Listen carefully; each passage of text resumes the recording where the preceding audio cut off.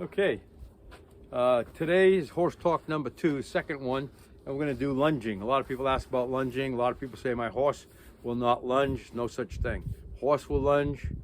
People got to know how to make the horse lunge. Usually any problems with the horses, 90% are people oriented and not horse oriented. So before we do lunging, let's talk about it. It's good exercise. People use it to take the edge off. I say it's good to take the edge off, but it is also good to get their mind in the left side of their brain, the thinking side of their brain. And that's the main purpose. I call it more lunging with a purpose rather than just lunging to wear the horse out, because then he gets better shape, takes longer and longer. Things about lunging: use a 12-foot lead line to lunge him. If you can't lunge him on a 12-foot lead line, you're never going to be able to do it on a lunge line. So start with a small one, and then when he's good, go ahead and go to the 24-foot. Everybody knows this is Royal, by the way. Royal's an excellent stallion over here, Spring Valley Farm. The other thing is a stick and string, something to get that pressure moving forward. I want to talk about, before we get into it, I want to talk about phases. We talked about it before on horse talk number 1 with personal space. Phases always go from lightest to what is required to get what you need. In this case, the phases will be pointing our hand in the direction we want them to go. And then with the stick and string, we'll add pressure with rhythm, harder pressure with rhythm, and then a tap.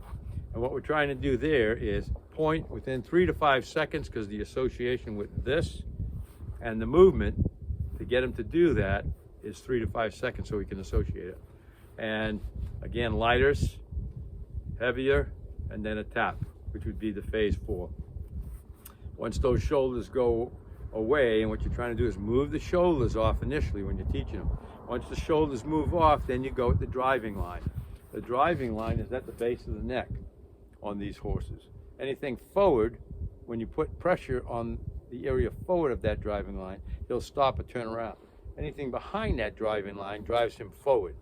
So once you get that shoulder out and you're going to drive him forward, focus on the hind quarter, which is way behind the driving line, but it'll make him move forward. Lots of times you'll see a horse lunging and then he doesn't lunge anymore. He turns around. It's because you've taken pressure off his driving line. With Royal, we've done it quite a bit, so I don't really put any pressure. I put him in it, and hopefully he stays in it. Sometimes he wants to come in. So that's the key to it. And then if you point in the opposite direction, same thing, a little bit of pressure, more pressure, tap if necessary to get the shoulder out, and then drive him with the driving line behind, focusing your belly button on his hind quarter. So we'll go ahead and do that.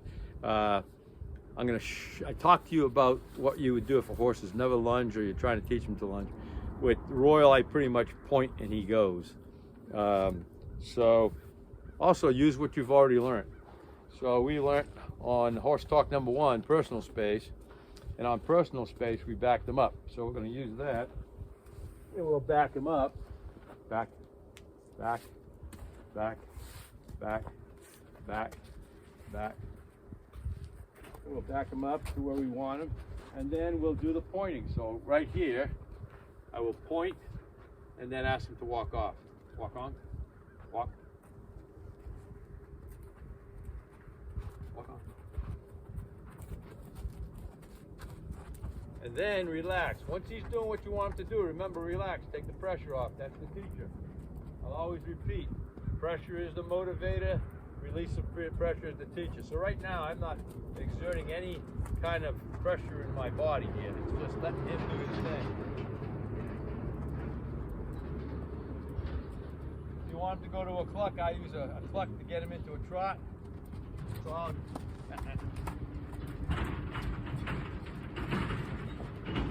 a bit of a cluck, he goes into a trot. And then on an exercise where you learn him to face you when you put pressure in his hindquarters, right here, I put some pressure on his hindquarters, you can see he comes and faces me. Point, walk on, put him in a cluck, put him in a trot on me, opposite direction, facing me, I'll switch hands, I'll point, and he goes. Trot, get him in a trot. Ask him to face me, and he does. Back him up if you want. We learned that in one. Okay, if it's a new horse, you're going to be, remember, you're going to be pointing. So if it's a new horse, I'm going to be pointing, using my driving line, get the shoulder out, and then focus on the hind quarter. And at the beginning, go ahead and focus in on it and point to it. That's where you put the pressure. Then pluck, followed by pressure is required to get the trot. You've got the trot,